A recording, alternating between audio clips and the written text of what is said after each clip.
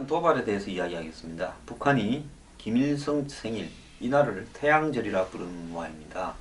북한은 김일성을 태양으로 생각하는 모양인데요. 어쨌든 오늘 동해안에서 중거리 탄도미사일 무수단으로 보이는 발사체를 발사했는데 실패했다. 이렇게 지금 나오고 있는데요. 합참은 북한이 오늘 새벽 5시 반경 동해안에서 미사일 발사를 시도했지만 실패한 것으로 보인다 이랬는데, 한국과 미국이 공동으로 가지고 있는 정보를 취합해보면 실패했다라고 이렇게 보는 것이 정확한 것이다, 이렇게 이야기가 나오고 있습니다.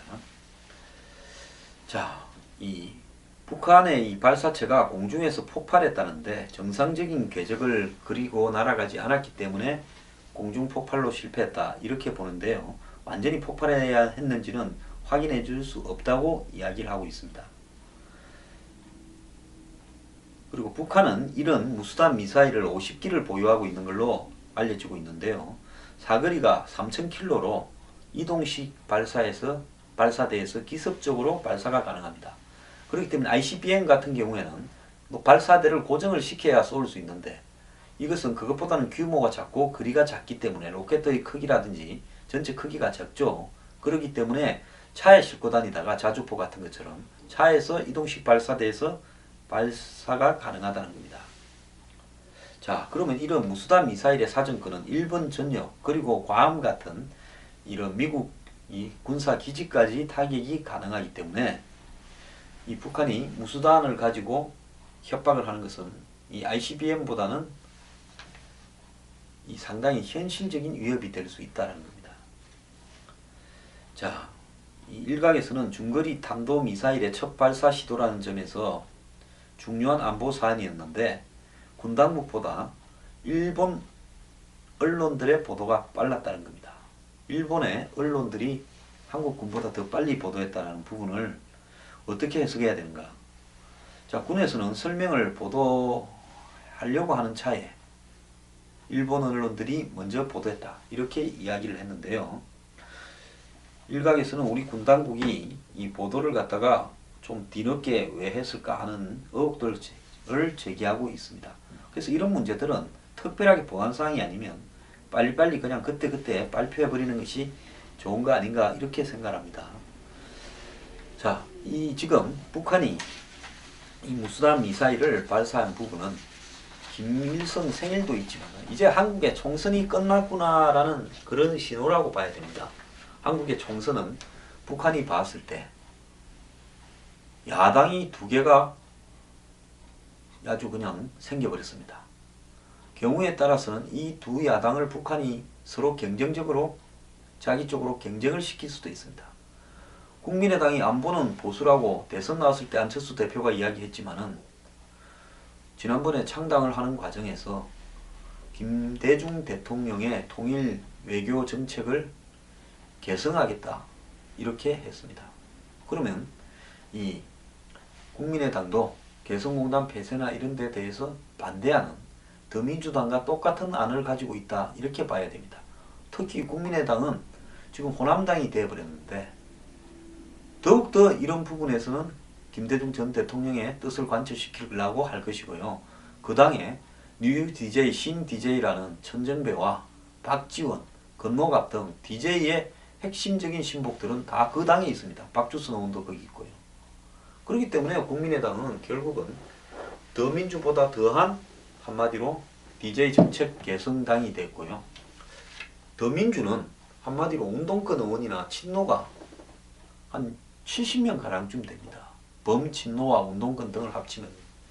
자, 이 사람들의 기본적인 이 대북 정책은 한마디로 DJ와 크게 차이가 나지 않습니다.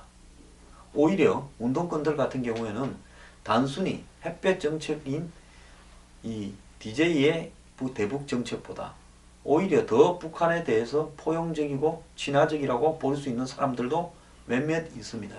자, 이 두 당이 서로 경쟁적으로 박근혜 정부의 보수적 대북 정책에 대해서 반대를 표시하면서 개성공단 문제나 또 햇볕 정책, 대북 교류 지원 정책 등을 찬성하고 나오고 국정원을 압박하고 이렇게 가게 됐을 때 앞으로 정말로 이 북한은 굉장히 회심의 미소를 짓게 될 겁니다.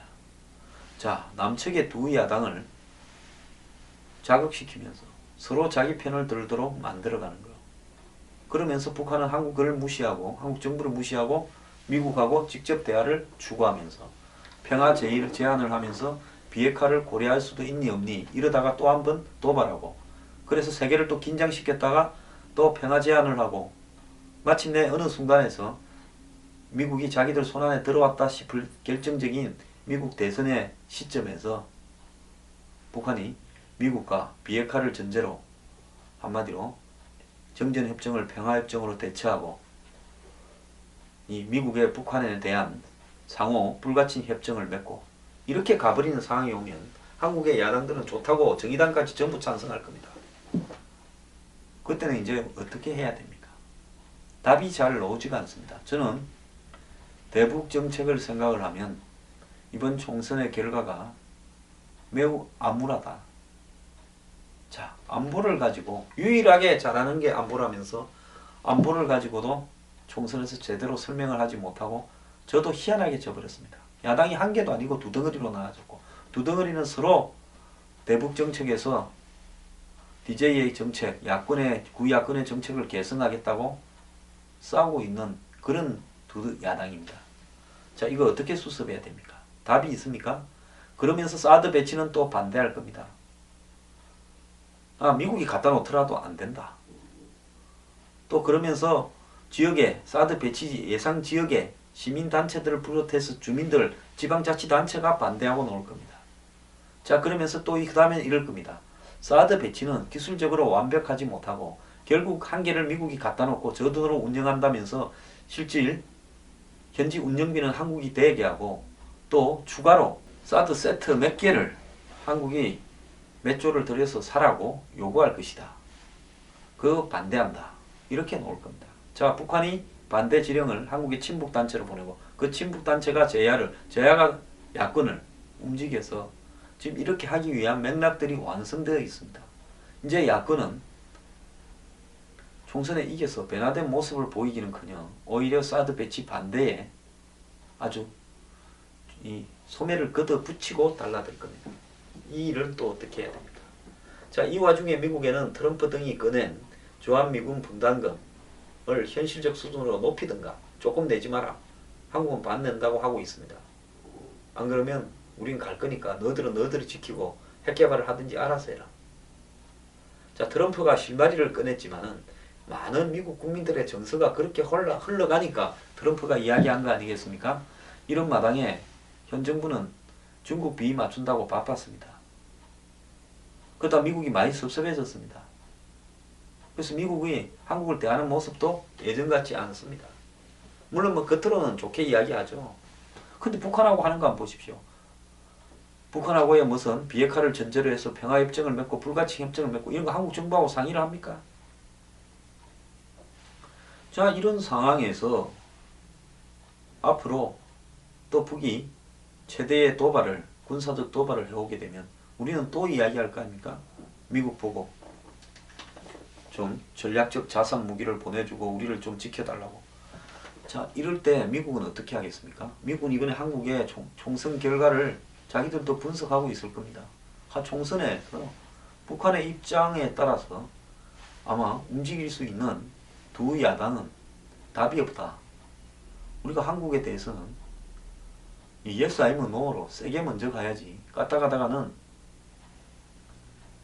사드 배치라든지 각종 대북 정책에 있어서 우리가 마치 한국의 국민들 다수의 반미 감정을 자극할 수도 있겠다.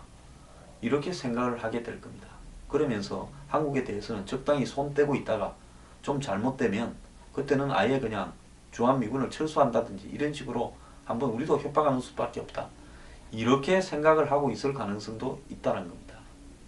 참 나라 경제도 어려운데요. 안보는 더 어려워져 버렸습니다.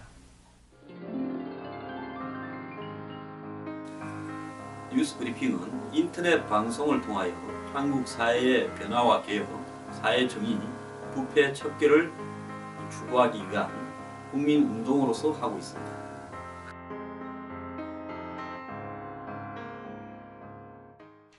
한편으로요, 이 38 로스라고 미국의 북한 전문 매체는 한경북도 길쭉은 풍계리에서 흔히 여기 핵실험 많이 하는 데죠.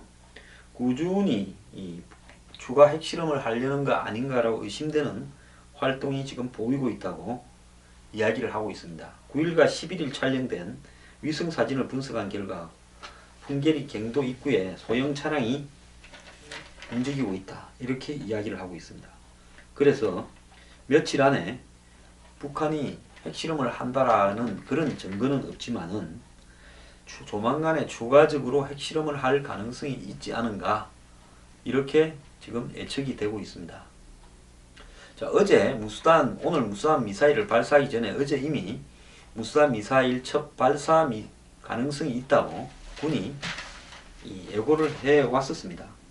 어제 이미 한국군은 무수단 미사일뿐만 아니라 이동식 ICBM인 KN-8 내지 KN-14 이런 이동식 ICBM을 발사할 가능성도 있다고 그렇게 예측을 해왔습니다. 지금 북한의 움직임들을 한미 당국이 굉장히 관찰을 하고 있는데요.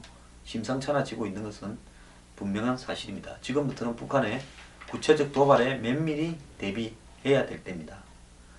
자, 한일 위안부 합의에 대해서 이번에 한국의 총선 패배가 여당에 영향을 주는 게 아니냐 하는 부분이 일본에서 나오고 있습니다. 박 대통령의 힘이 빠지면서 어렵게 정권을 운영하게 됐는데 이것이 결국 위안부 합의 이행이라든지 북한에 대한 대응에 영향을 줄 거다, 이렇게 일본의 NHK가 보도를 했고요. 아사히 신문도 박 대통령의 구심력이 약해지면 위안부 합의의 완전한 이행이 어려울 거다, 이렇게 보고 있습니다. 한국 정부 전직 고위 관계자의 말을 빌어서 한일 간의 군사보호협정 체결도 어려워질 거라 보인다, 이렇게 일본에서 지금 보도가 나오고 있습니다. 자, 안철수도 그 근거로 트위터에 위안부 한일 합의를 반대했고, 더민주당도 위안부 합의 무효를 호소하는 일정한 세력들이 있다. 그렇기 때문에 두 야당이 위안부 합의에 대한 이행을 반대하고 나오면 그 합의가 실제로 이행되는 것이 가능하겠느냐 이야기입니다. 자, 일본에서 지금 이렇게 우려가 나오고 있는데요. 한국의 안보와 또 한일 간의 합의 등에 대한 부분이 어려울 거다. 미국도 말을 안 하고 있지 마찬가지로 보고 있고요. 미국 언론은 박근혜 정부의 국정 추진에 치명타가 왔다, 이렇게 지금 이야기를 하고 있습니다. AP, 블룸버그, 월스트리트 저널 등 미국의 언론들은 4.13 총선에서 새누리당이 수도권에서 대참패를 하면서 과반을 상실하고 2당이 되는 충격적인 일격을 당했다, 이렇게 보도하고 있고요. 그 원인으로는 경제 악화와 가계부채의 급증, 청년 실업률 급등을 비롯해 유권자의 경제 불안이 심화되고 있는데도 자신의 정치적 이익만 차지하려는 정쟁과 내분만 보여준 정치권에 대해서 신랄한 평가가 내려진 거다, 이렇게 해석을 하고 있습니다. 자, 한국의 경제 성장률이 계속 내려가는 부분, 가계부채가 올라가는 부분, 청년 실업이 급등하는 부분 등이 지금 이렇게 경제 문제가 악화된다고 보도한 주 원인이고요. 박근혜 대통령이 경제 혁신, 창조 경제로 서비스 산업 일자리 활성화, 첨단 분야 창업과 일자리 창출 등을 할 거다 이랬는데 이런 것들이 제대로 되고 있지 않아서 유권자의 실망을 가져왔다, 이렇게 이야기하고 있고, 한국의 탑 10에 해당되는 10%의 부유층이 전체 소득을 과반이나 차지하고 있는 양극화 상황에서 이 경제적 불평등이 심화되어서 대북 강경책으로 인한 높은 지지가, 이 안보 이슈가 굉장히 힘이 있었는데 이번 선거에서는 전혀 이 경제 이슈에 밀려서 부각되지도 못했다, 이렇게 보도도 하고 있습니다. 그래서 경제 노동 정책 등의 개혁이 이미 반대에 부딪혀 있는데 이번 총선 참패로 더욱더 어려워지게 됐다. 그래서 이 노동개혁 법안 통과도 어려울 거다, 이렇게 보고 있습니다. 외국에서 이렇게 보고 있다면요, 실제는 우리가 잘 몰라서 그렇지 매우 심각할 수도 있으니까. 자, 북한의 어떤 위협들에 대해서 우방들과 잘 대처해 나가고요. 어쨌든 야당을 설득하든 달래든 어르든 해서라도 안보 문제에서는 빈틈이 없어야 될 것 같습니다.